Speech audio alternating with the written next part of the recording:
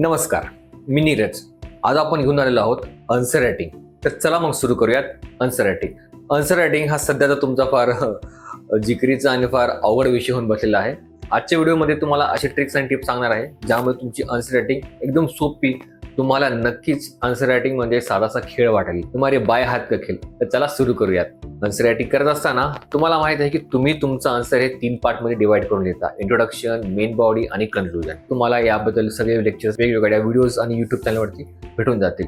पण नेमकं हे आन्सर लिहायचं कसं आणि मुद्दे आठवायचे कसे? कारण मुद्दा आठवणं, 3 तासामध्ये सर्व मुद्दे आठवणं आणि त्यावरती उत्तर लिहिणं थोडंसं कॉम्प्लिकेटेड वाटतं. कारण मग यामुळे वेळेची मॅनेजमेंट होऊ शकत नाही.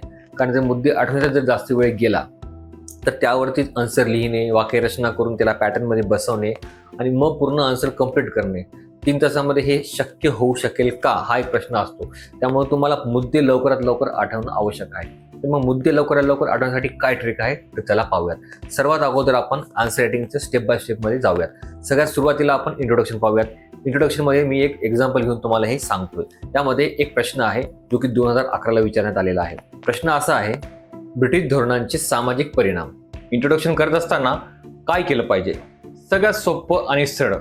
यामध्ये तुम्हाला सर्वात आधी की पॉइंट म्हणजे मुख्य मुद्दा काय आहे हे समजून घेणे आवश्यक आहे. या प्रश्नामध्ये आपल्याला ब्रिटिश धोरण व समाज हे 2 कीवर्ड्स आहेत. या 2 कीवर्ड्सना धरून त्या प्रश्नांच्या अनुषंगाने आपल्याला एक इंट्रोडक्शन लिहायचं आहे. या इंट्रोडक्शनमध्ये काय लिहिणार? एक उदाहरण घेऊयात. व्यापाराच्या उद्देशाने आलेल्या ब्रिटिशांचा भारतीय उपखंडातील राजकीय हस्तक्षेपामुळे त्यांच्या धोरणांचा सामाजिक परिणाम चांगला वाईट दोन्ही दृष्टिकोनातून पाहावयास मिळतो. हे एक बॅलन्स आन्सरकडे तुमचं आन्सर जात आहे हे दर्शविते. इंट्रोडक्शन हे तुमचं येणाऱ्या आन्सरमध्ये काय आन्सर आहे व तुमच्या आन्सरची दिशा कशी असणार आहे हे दाखवलं जातं. त्यामुळे इंट्रोडक्शन लिहित असताना नेहमी बायस न ठेवता इंट्रोडक्शनला नेहमी सेंटर म्हणजेच बॅलन्स ठेवलं पाहिजे. यामुळे तुमच्या उत्तराची दिशा काय आहे हे एक्झामिनरला अगोदरच समजायला मदत होते. त्यानंतर आपण पाहूयात मेन बॉडी. मेन बॉडी लिहित असताना आपण ब्रिटिश धोरणांची जी मुद्दे आहेत किंवा अभ्यास करत असताना जे काही ब्रिटिश धोरण वाचली आहेत आपण ते आठवायचा प्रयत्न करत असतो. जेव्हा तुम्ही असे डायरेक्ट कोणतीही गोष्ट आठवण्याचा प्रयत्न करत असता तेव्हा तुम्हाला हे आठवणे अवघड होते. कारण तुम्ही डायरेक्ट फॅक्ट आठवण्याचा प्रयत्न करत असता. यासाठी सगळ्यात बेस्ट वे आहे की तुम्ही तुमचे हे मुद्दे डायरेक्ट न आठवता तुमच्या प्रश्नामध्ये विचारलेला मुद्दा हा तुमच्या बेसिक सब्जेक्टमधील जे जे वेगळे विषय आहेत त्यांच्याशी लिंक केला पाहिजे. म्हणजे कसं तर चला पाहूयात. बेसिक सब्जेक्ट म्हणजे जॉग्रफी, पॉलिटी, इकॉनॉमी. सामाजिक म्हणजे सोशल, जसे की सामाजिकमध्ये आपण शिक्षण, आरोग्य, धार्मिक. त्याचबरोबर आर्थिकमध्ये आपण कर, महसूल.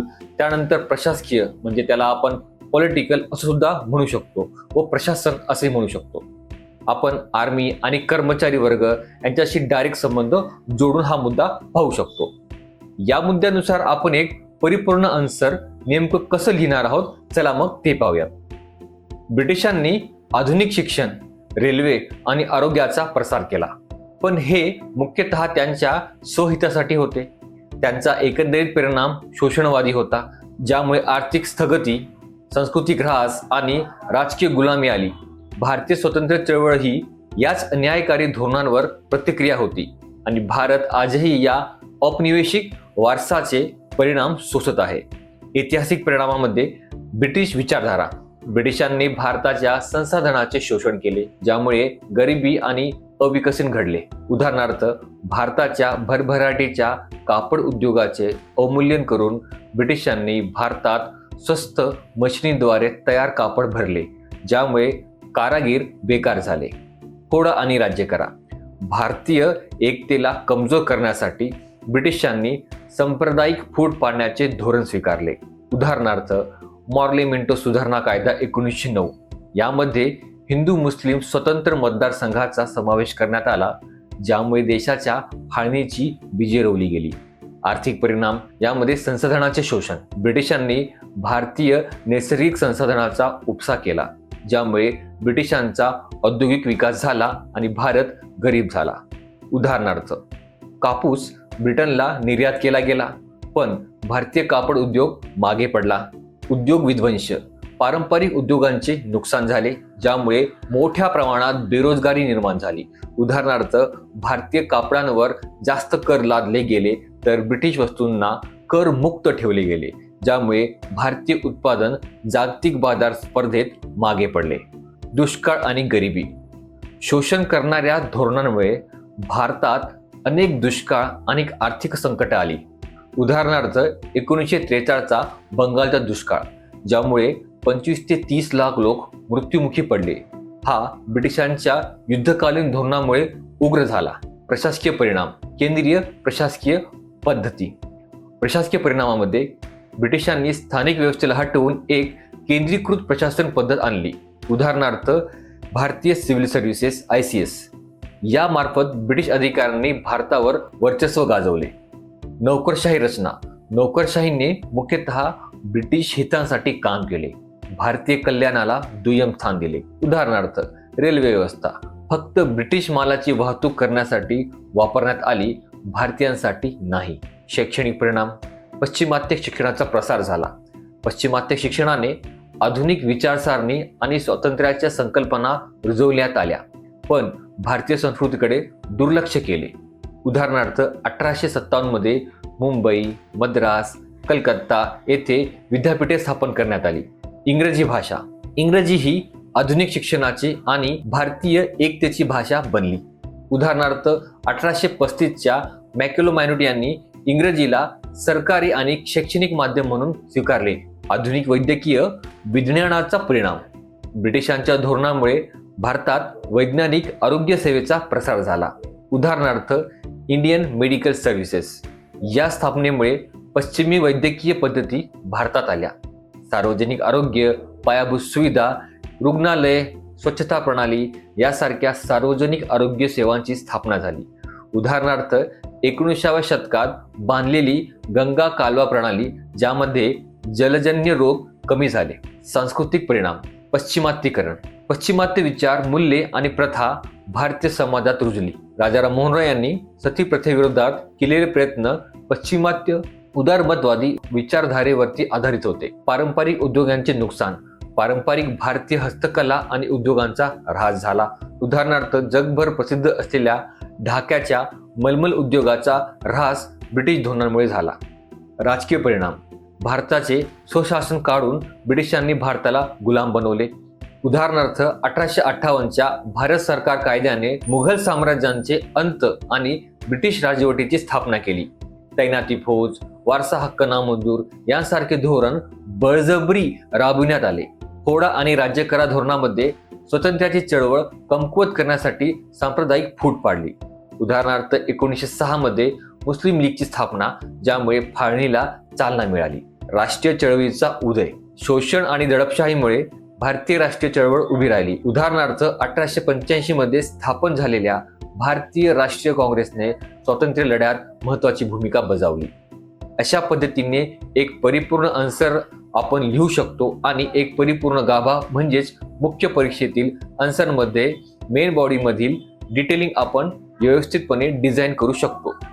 ह्याच मेन बॉडीमध्ये जर पॉसिबल झालं किंवा शक्यतो पॉसिबल कराच असं मी म्हणेल की यामध्ये जितके पण मुद्दे तुम्ही आठवलेत या सर्व मुद्द्यांची एक डायग्राम बनवा, एक फ्लो चार्ट बनवा. ही डायग्राम त्या आन्सरमध्ये टाका. यामुळे काय होईल की आन्सर चेक करणाऱ्याला, एक्झामिनरला जेव्हा केव्हा तुमची आन्सर शीट त्याच्या समोर जाईल तेव्हा त्याच्या डायरेक्ट लक्ष त्या फ्लो चार्ट किंवा डायग्राम वरती जाईल. त्यामुळे तुम्ही सर्व पॉइंट अगोदरच नमूद केलेले आहेत.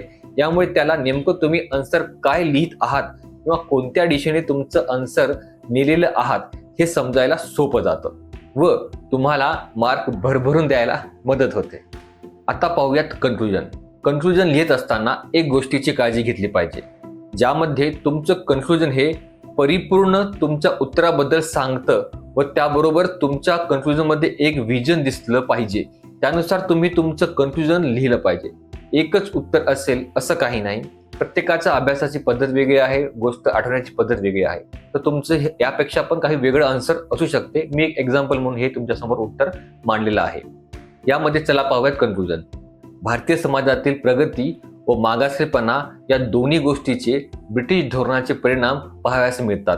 तरी सुद्धा भारतातील विविधता, एकता व विशालता यामुळे भारत हा एक समृद्धीकडे वाटचाल करणारा देश आहे आणि ती वाटचाल तो करतच राहील. आय होप तुम्हाला आन्सर रायटिंगचा पॅटर्न समजला असेल आणि नक्कीच तुम्ही त्याची प्रॅक्टिस करा आणि आन्सर तुम्ही लिहून पहा. तुम्हाला काही प्रॉब्लेम येत असेल किंवा तुम्ही लिहिलेलं उत्तर तुम्हाला चेक करून घ्यायचे असेल तर आपल्या इंस्टाग्राम चॅनलवरती तुम्ही मला DM करू शकता, तुमचे आन्सर पाठवू शकता. एक छोटीशी PDF बनवून तुम्ही तुमचं उत्तर मला सेंड करा, मी चेक करून नक्कीच तुम्हाला पाठवेल. पहिल्या 10 विद्यार्थ्यांना ही सेवा आमच्याकडनं मोफत दिली जाणार आहे. तर वेळ कशाची पाहताय, पेन आणि पेपर घ्या आणि तुमचं आन्सर राईट करायला सुरुवात करा. हे पहा, लक्ष असू द्या, जेव्हा पण तुम्ही कोणता टॉपिक वाचत आहात, वाचलेला आहात, टॉपिक वाचल्याबरोबरच त्याला अनुसरून एक प्रश्न तुमच्या मनाने बनवा आणि त्याचा आन्सर लिहायला सुरुवात करा. आन्सर रायटिंग केव्हापासून स्टार्ट केली पाहिजे हा सगळ्यांनाच प्रश्न असतो. तर जेव्हापासून तुम्ही तुमचं प्रिपरेशन चालू केलेलं आहात, तुमचा एक टॉपिक संपला की त्या टॉपिकला धरून तुम्ही एक आन्सर राईट लिहायला किंवा आन्सर रायटिंग करायला सुरुवात करायला पाहिजे. आय होप तुम्हाला व्हिडिओ आवडला असेल, नक्की तुम्हाला याचा फायदा होईल. Have a great day, best of luck. भेटूया पुढच्या व्हिडिओमध्ये. मी नीरज, ड्रीम अचिव्हर्स.